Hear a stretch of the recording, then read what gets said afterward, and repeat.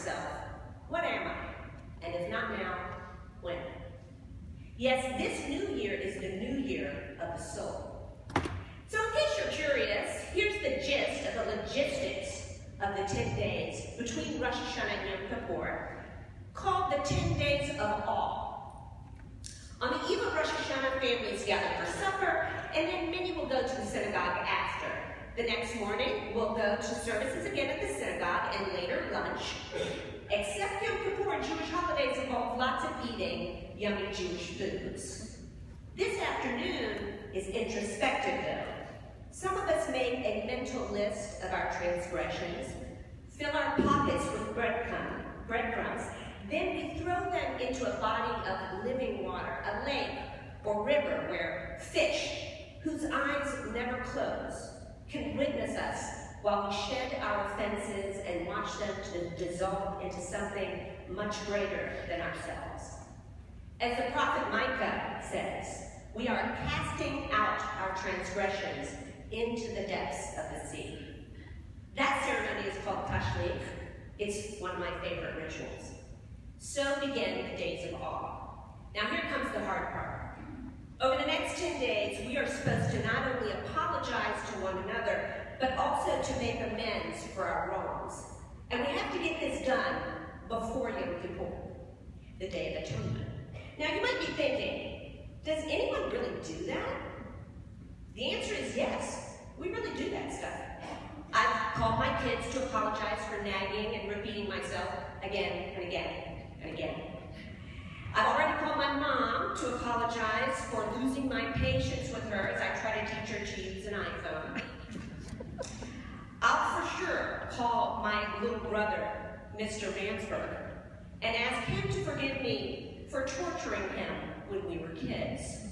By the way, I ask him to forgive me for that every year. He always does, but trust me, it was so bad that I need to keep asking. And when Mr. Rosenberg, my husband, asks me to forgive him for anything he might have done to hurt me, I'll say to him, that's way too generic. Be more specific, please. Says St. Mary's. After we've made amends to the people most important in our lives, we need to make amends with ourselves. For me, that's the hardest part.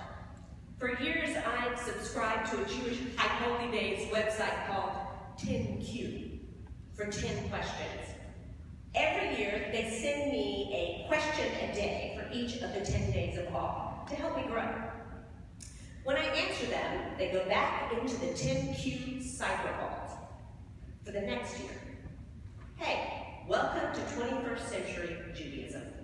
There's even a virtual scapegoat, a literal cartoon goat, to whom you can tell your transgressions online at godcast.com. Just in case we start to take ourselves a bit too seriously. Anyway, 2 days before Rosh Hashanah, 10Q sends me my answers from the previous year. And I admit it, I grade myself. Yes, I do. Again, so St. Mary's. This past year, I made an 85.6 on my resolutions. Not bad, I'll take it. This isn't easy stuff after all.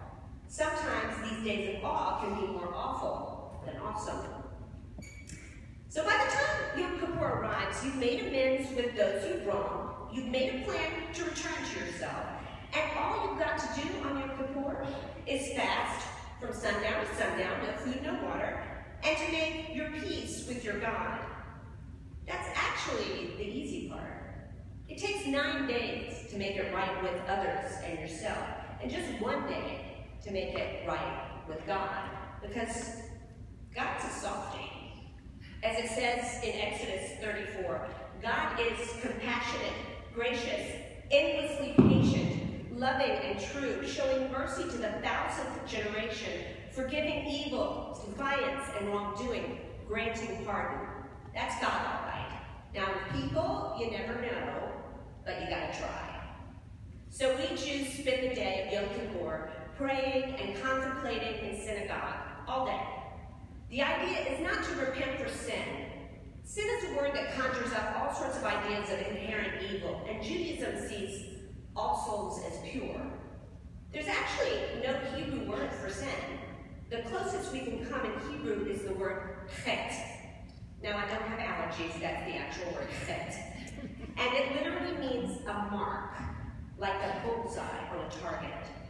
We spend Yom Kippur asking God for forgiveness for missing the mark.